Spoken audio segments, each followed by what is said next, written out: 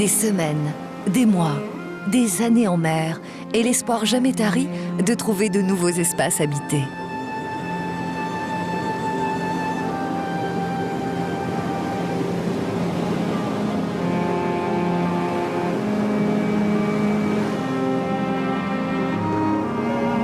Route sud. À quelques jours de mer de Tahiti, presque sur le chemin de la très lointaine Antarctique, bien plus bas, on peut encore avoir le sentiment de vivre de grandes aventures. Fin d'après-midi orageuse. Les nuages se dissipent, le ciel se déchire. Le paysage soudain explose. La montagne redevient verte et le lagon tout bleu. Raivave, 996 habitants, Polynésie française, archipel des Australes. Bienvenue dans un bout de France, ni glamour, ni austère, ni plan-plan, ni rock'n'roll. Si la Polynésie est loin de tout, si isolée dans le Pacifique, que dire alors de Raivave dans les Australes où l'on remarque pourtant les mêmes cabines téléphoniques qu'à Aubervilliers?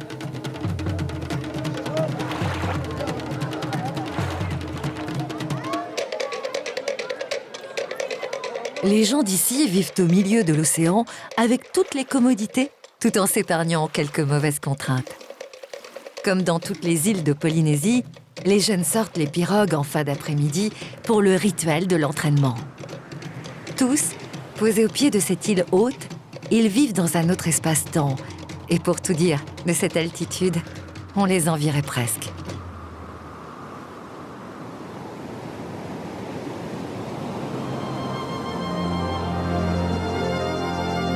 Il y a 2 siècles environ, des hommes libres naviguaient vers l'inconnu, mais parfois les rêves d'aventure tournaient vinaigre.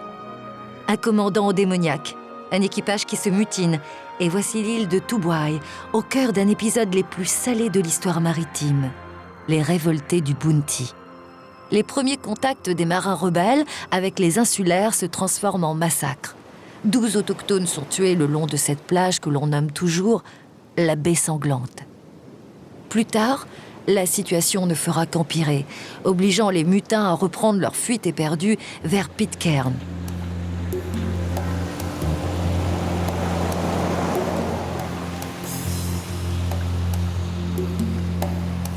Tubuai, Polynésie française, un peu plus de 2000 habitants.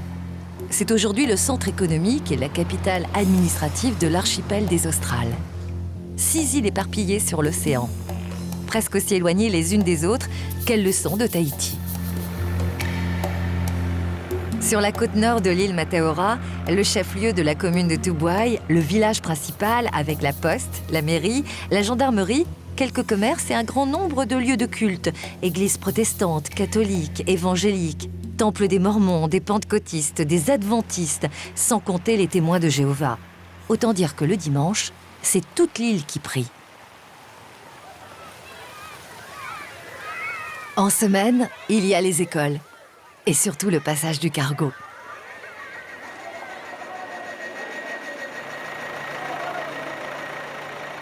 Passé la barrière de corail, le Tuahapai 2 a jeté l'ancre ce matin au bout de l'unique quai. Et il repartira avec des pamplemousses gros comme des ballons, des carottes, des pommes de terre, des choux et une spécialité locale, le taro.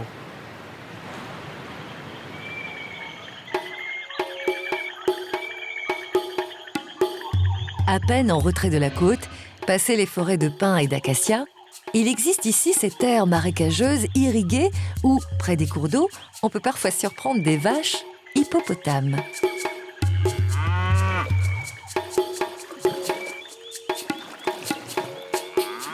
Il y a dans cette image une leçon. On peut aussi brouter heureux en Polynésie française.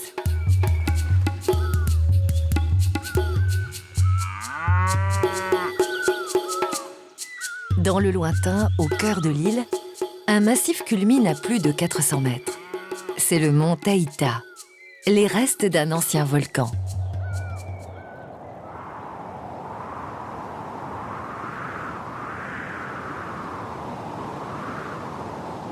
Du sommet du mont Taïta, une large vision panoramique s'ouvre sur l'île rurale de Tubuai.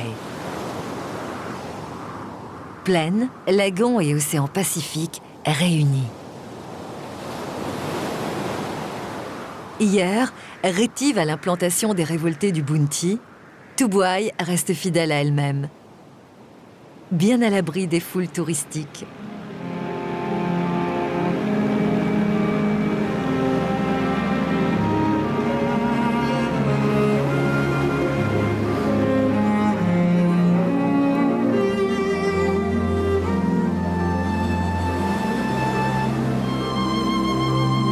Cette Polynésie devient étrange et déroutante. Encore plus à l'est, pas moins isolée, une autre île des Australes.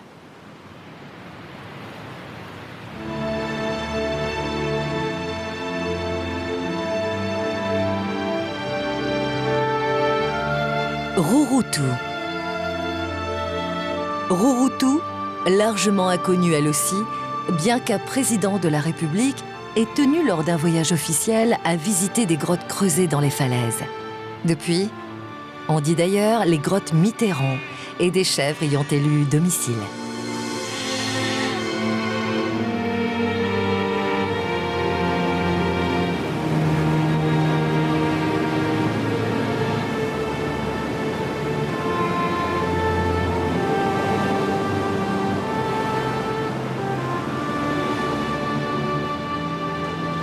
Ici, comme dans le reste des Australes, une même impression domine, que l'histoire se répète, que d'île en île, on revient toujours en arrière au même point de départ. L'île de Tahiti, avec comme métaphore de cette relative dépendance, un cargo, le même qui ravitaille Tubuai, Raivave ou Rapa, la plus éloignée de toutes les îles.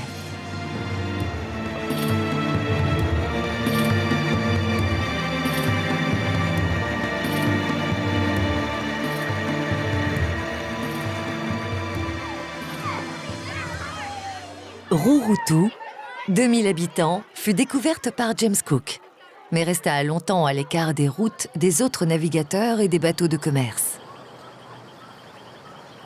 Il y a 2 siècles, des hommes libres faisaient un joli métier. Bien plus tard, d'autres aventuriers sur des bateaux plus modernes abordent cet archipel, visitent ces villages, y séjournent, vont et viennent sur toutes les mers du monde avec bien ancré dans le coin de leur tête une pensée particulière pour ces îles de Polynésie.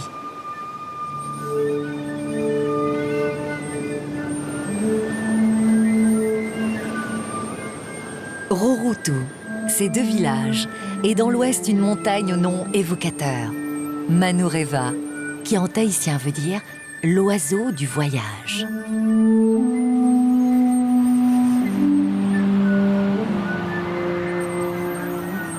Alain Collat, un marin célèbre dans les années 70, baptisa son immense voilier du nom de cette montagne. Engagé dans une course, il ne redonna jamais signe de vie. Reste une chanson, une légende et une montagne sur une île du Pacifique. Manureva.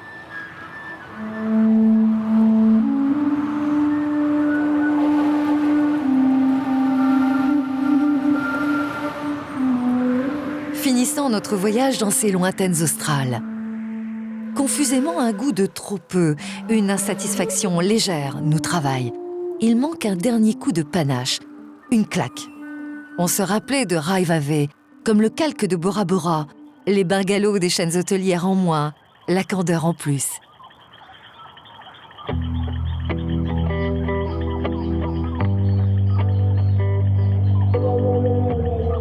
On se souvenait de cette végétation dense, au point de dissimuler l'unique route qui ceinture l'île.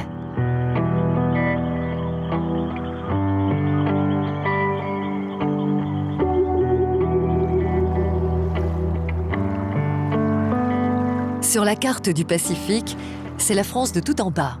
La France qui ne fait pas parler d'elle, regarde les tempêtes tropicales passer et jusqu'il n'y a pas si longtemps, attendait encore le passage des navires en provenance de Tahiti pour avoir des visiteurs et des nouvelles du monde.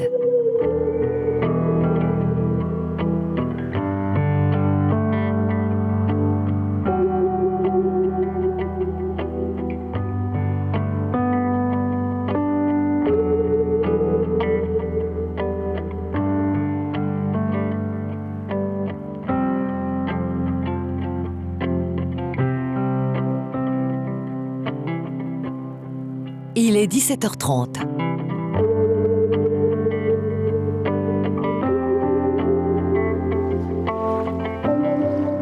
Un énième lieu de culte, comme ces terres australes en compte-temps, se mire dans le lagon.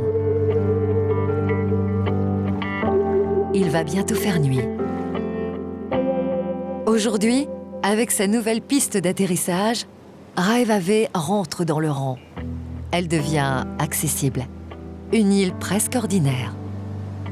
La houle du large déferle sur la barrière de corail près de l'île de Moorea en face de Tahiti.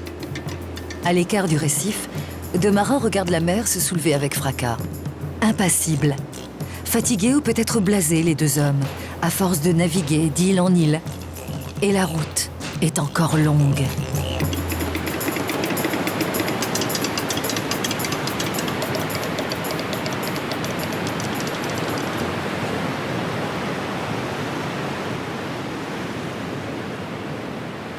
Aujourd'hui, c'est cap à l'ouest, direction Bora Bora, un long voyage dans l'archipel de la Société.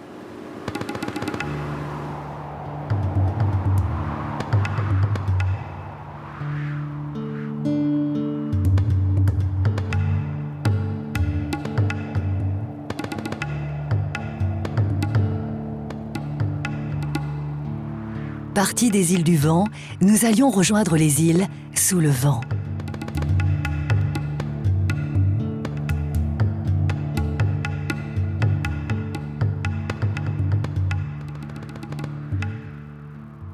En fin d'après-midi, une interminable succession de motos nous force à ralentir. Puis, notre regard s'attarde sur le récif cette fois bien calme devant l'île de Taha.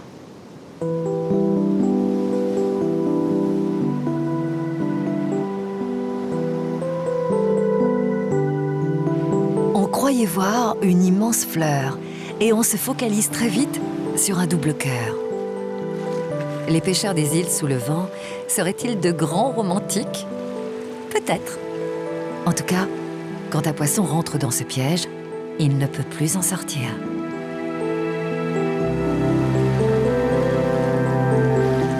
Au nord de l'île de Taha, là où la mer passe et repasse entre ces îles que l'on appelle Motu, il existe beaucoup de pièges à poissons, des anciens et des modernes.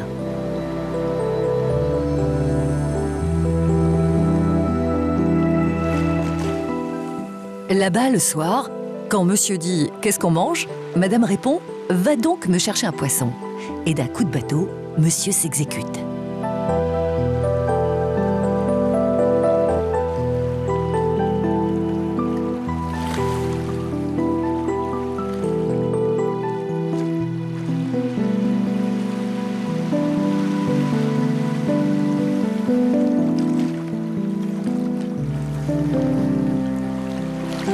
Passé l'extrême douceur de Taha, il était temps de reprendre notre route vers Bora Bora.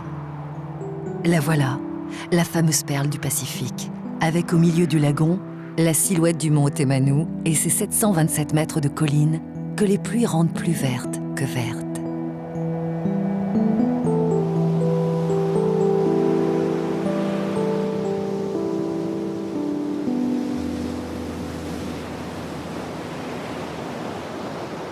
C'est toujours un peu angoissant, toujours un peu émouvant les premières fois.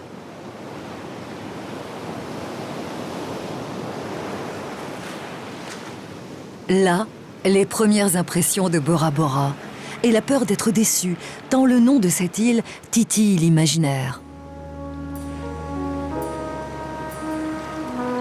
Chance, il fait beau, la lumière est d'or. On se laisse porter.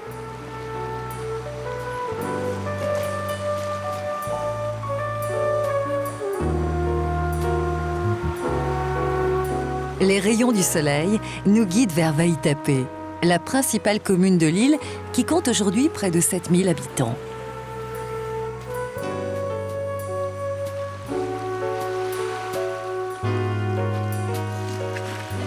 À quoi tient un moment d'éternité?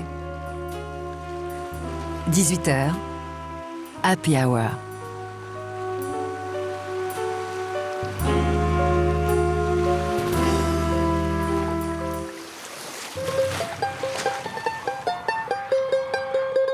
Le lendemain matin, retour à la réalité.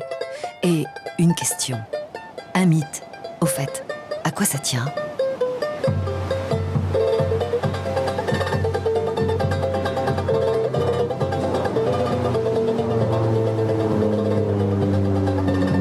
Tentative d'explication, on rejoint généralement Bora Bora en avion sur une piste d'aérodrome qui a compté beaucoup plus qu'on ne le croit dans le destin de l'île. Elle fut édifiée par les militaires américains lors de la Seconde Guerre mondiale. Cette guerre qui mit brutalement en contact l'île avec le reste du monde.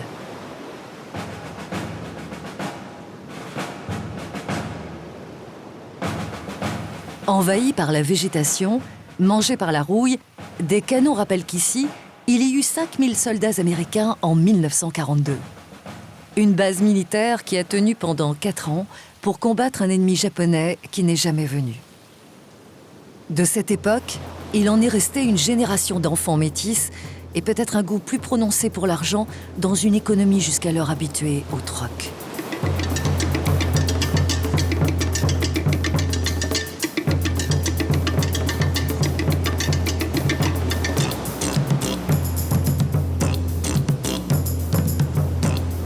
Depuis 1961 et la construction du premier hôtel, tout a changé à Bora Bora.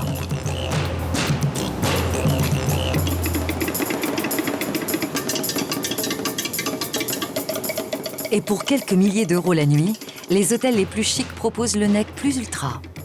Une piscine particulière au-dessus du lagon. C'est vrai, quelle horreur! L'eau de mer est salée. Dans ce décor sans fausse note, la présence d'une barge postée au cœur du lagon surprend.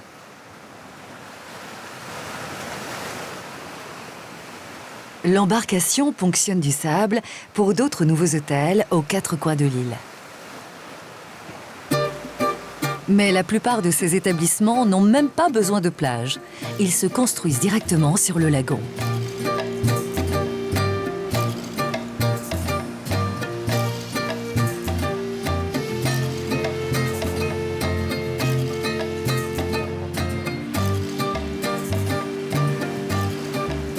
Au diable alors les questions d'environnement, tant que la plongée reste ici un délice rare, tant que la faune aquatique reste prolifique.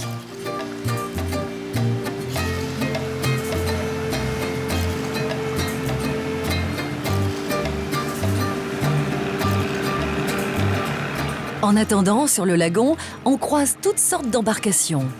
Le sens du détail, version hôtel 4 étoiles, veut qu'il y ait toujours dans le groupe quelqu'un chargé de la glacière. Pour les rafraîchissements, bien sûr.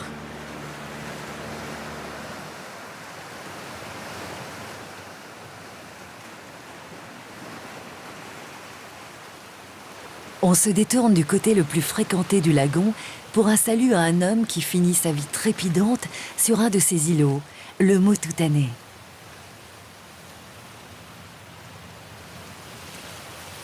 Après d'innombrables aventures polaires en Arctique et en Antarctique, Paul-Émile Victor se posa ici à Bora Bora et dit « nulle part ailleurs ».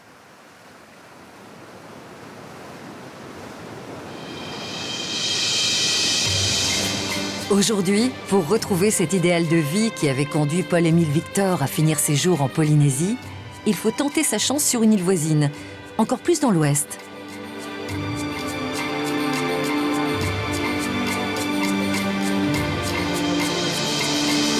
Bien plus que 40 km séparent Bora Bora de l'île de Maupiti, où là, il n'y a pas eu de base navale américaine durant la Seconde Guerre mondiale.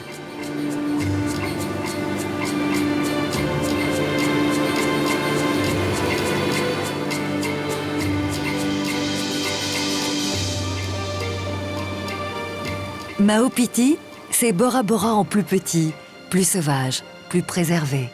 C'est l'une des dernières îles hautes de l'archipel de la société restée, disons, intacte.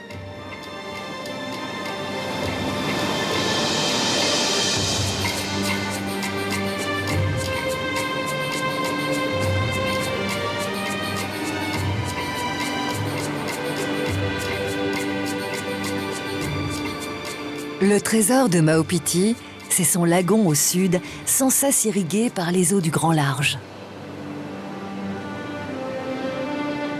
Nourri par les vagues de l'océan qui déferlent et passent au-dessus du récif, le corail se reproduit ici de manière spectaculaire.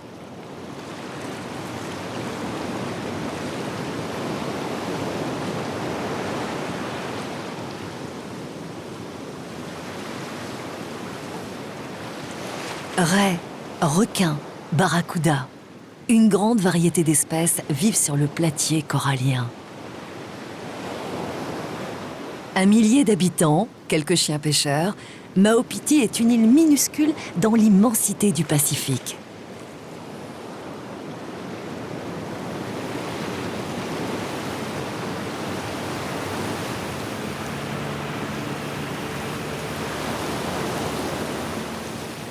Ici, où que l'on soit, on entend le bruit de la mer, menaçant. Les vagues qui viennent cogner contre le récif, le ressac permanent.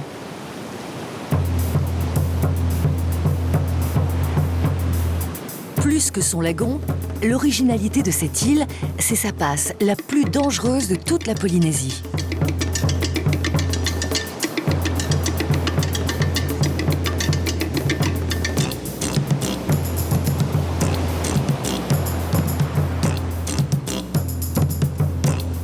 Aujourd'hui, à bord de leur Poti Marara, les pêcheurs surfent entre les vagues, barrant leur navire avec un manche à balai, comme un bateau-avion.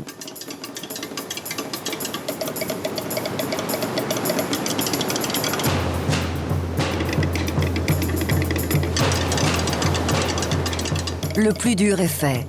La passe est derrière, dans le sillage. Les navires se lancent à pleine vitesse dans le Pacifique.